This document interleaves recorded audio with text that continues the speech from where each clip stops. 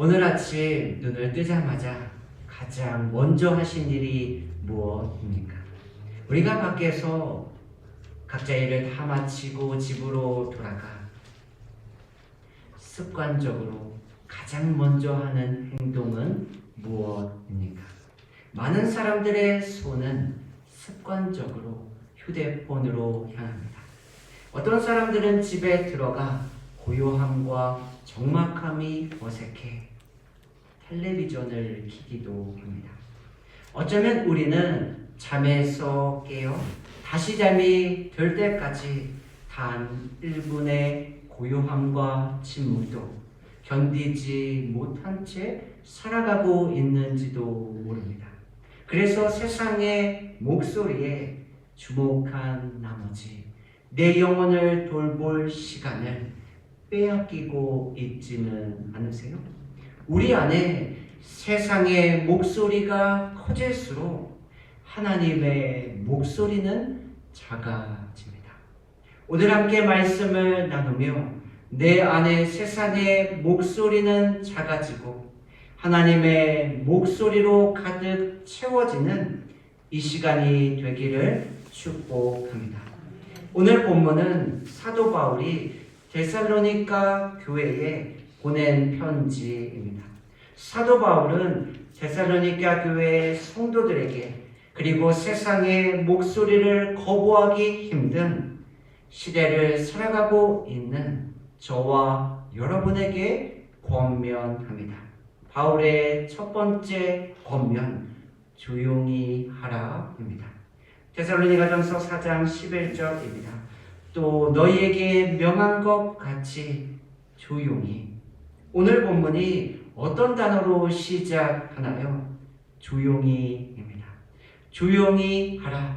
이 말씀의 의미는 아무 말도 하지 말라가 아닙니다. 나의 마음과 생각이 세상의 목소리에 흔들리지 않도록 최선을 다하라입니다. 다시 말해 나의 마음과 생각이 세상의 목소리로부터 내면의 질서와 평안을 유지하라입니다. 그 이유는 하나님의 목소리를 듣기 위한 공간이 절대적으로 저와 여러분에게 필요하기 때문입니다. 특별히 우리는 다른 사람들과 끊임없이 비교하게 만드는 세상의 목소리로부터 우리의 마음과 생각을 지켜내야 합니다. 인류의 불행은 늘 이 비교에서 시작됩니다. 사탄이 하와를 유혹하며 던진 말이 무엇입니까? 창세기 3장 5절입니다. 너희가 그것을 먹는 날에는 너희 눈이 밝아져 하나님과 같이 되어. 사탄은 아담과 하와가 하나님과 비교하게 만듭니다. 그래서 피조물이 창조주의 자리를 탐내게 합니다. 그러나 사람은 하나님과 비교의 대상이 될 수 없죠. 그래서 사람들은 자신들의 눈을 돌려 다른 사람들과 자신을 비교하기 시작합니다.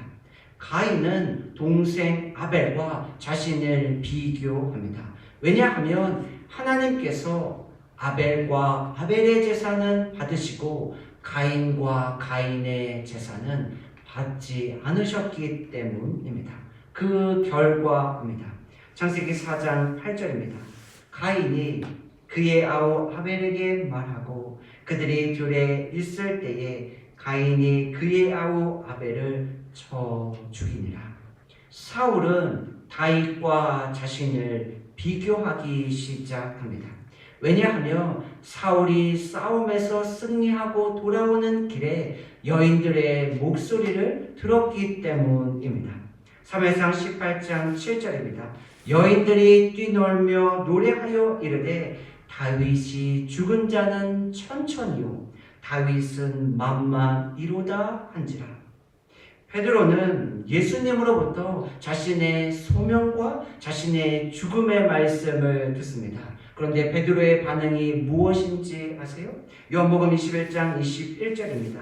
이에 베드로가 그를 보고 예수께 여짜오되 주님, 이 사람은 어떻게 되겠사옵나이까? 예수님의 사랑하시는 제자가 예수님을 따르고 있습니다. 베드로는 이 제자를 봅니다. 그리고 베드로는 질문합니다. 이 사람은 어떻게 되나요? 베드로의 질문에 대한 예수님의 대답입니다. 요한복음 21장 22절입니다.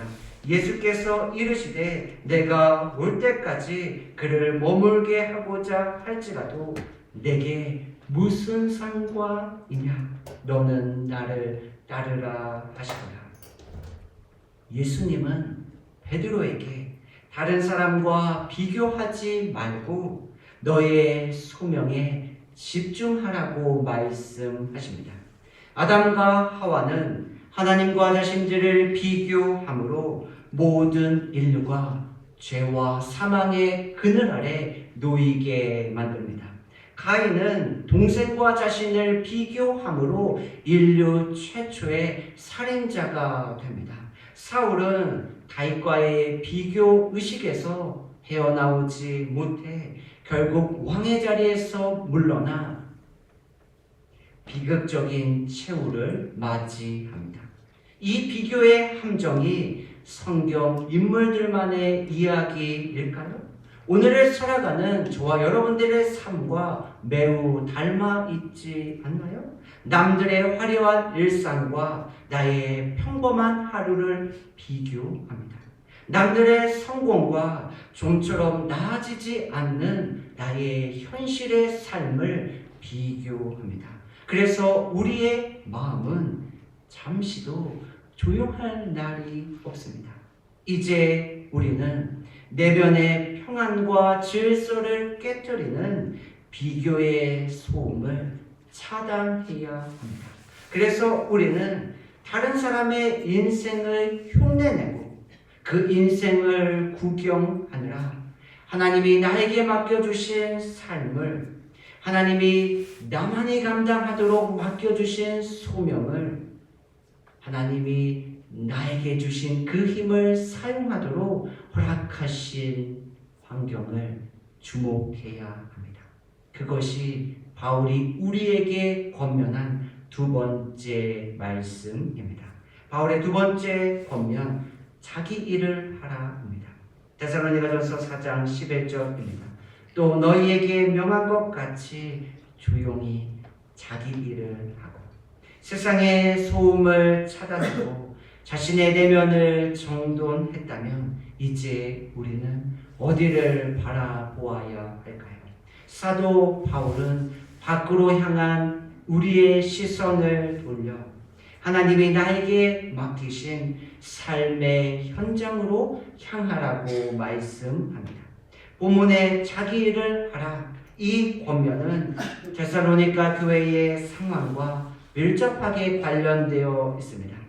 데살로니가 교회 성도들 중에는 예수님의 다시 오심을 핑계 삼아 자신의 생업을 내팽개친 사람들이 많았습니다.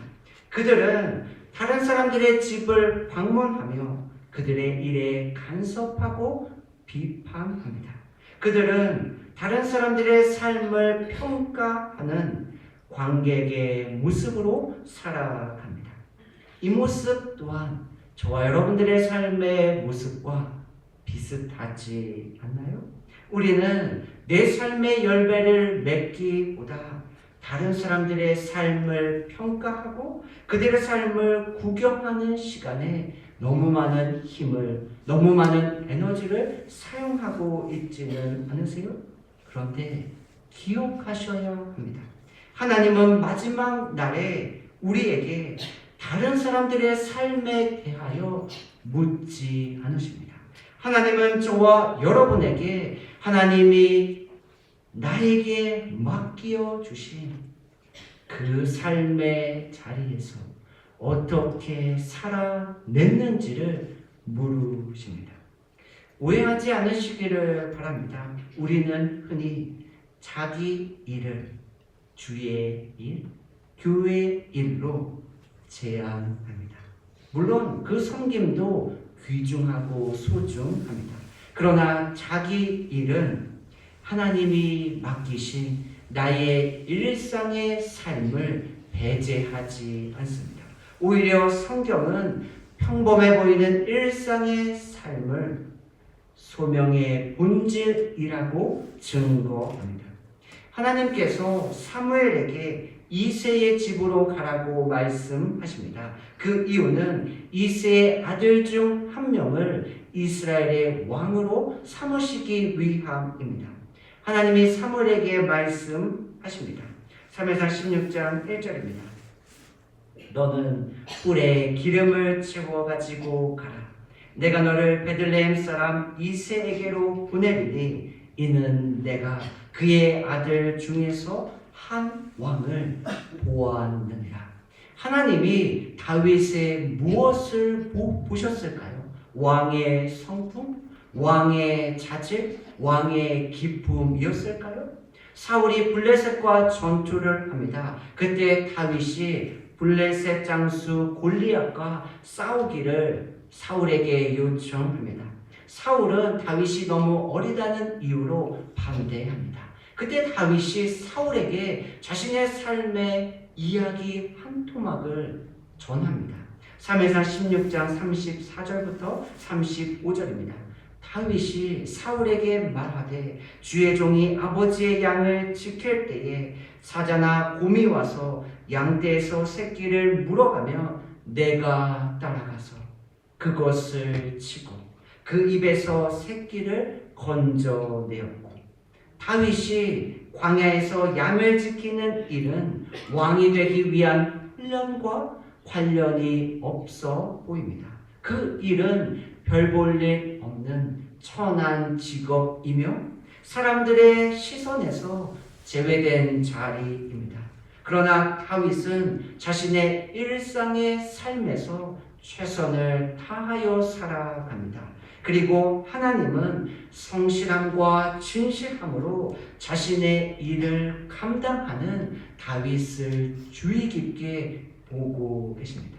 사람들은 다윗의 외모를 봅니다. 그러나 하나님은 다윗의 일상의 삶을 보시고 그를 이스라엘의 왕으로 세우십니다. 우리의 삶은 다른 사람의 삶을 구경하고 그 삶을 흉내내며 살아가기에는 너무 짧습니다. 다른 사람의 삶을 부러워하거나 참견하느라 나에게 주신 오늘 이 기회를 놓치며 살아가고 있지는 않으세요? 평범해 보이는 들판에서 왕을 지키는 다윗의 일상이 왕의 길로 이어집니다.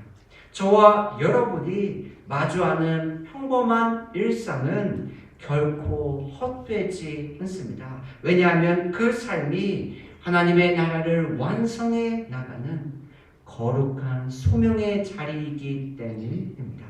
우리는 나에게 주신 일상의 삶이 곧 거룩의 삶임을 함께 살펴보았습니다. 그러면 우리는 그 일을 어떻게 감당해야 할까요?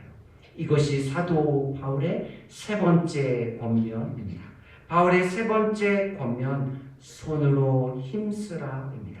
데살로니가전서 4장 11절입니다.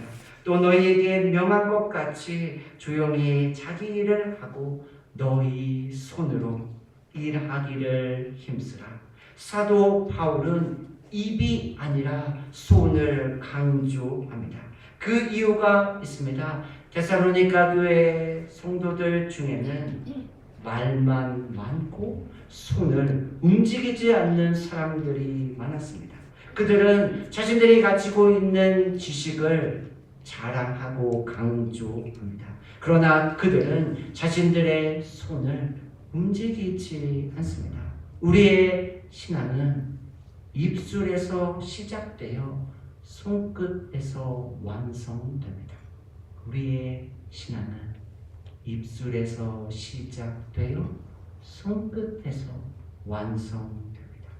우리가 잘 아는 룻이 있습니다. 룻은 모압 여인입니다. 그런데 그녀는 남편을 잃고 자신의 나라 모압을 등지고 오히려 시어머니 나오미를 따라 베들레헴으로 갑니다. 룻이 어느 정도 기대한 바가 있겠죠. 그러나 룻 앞에 펼쳐진 현실은 막막하기만 합니다. 그때 룻은 앉아서 자신의 신세를 한탄하지 않습니다. 그녀는 하나님을 원망하지도 않습니다. 그녀는 자신의 시어머니 나오미에게 이렇게 요청합니다. 룻기 2장 2절입니다. 내가 밭으로 가서 내가 누구에게 은혜를 입으면 그를 따라서 이삭을 주겠나이다. 룻이 찾아간 곳이 어디입니까? 뜨거운 태양이 내리쬐는 밤입니다. 룻이 그곳에서 한 일이 무엇입니까? 다른 사람들이 흘리고 간 이삭 줍기입니다. 성경이 룻의 성실함을 이렇게 기록합니다. 룻기 2장 7절입니다. 아침부터 와서는 잠시 집에서 쉰 것 외에 지금까지 계속하는 중이니이다. 룻은 대충, 대강, 적당히 하지 않습니다.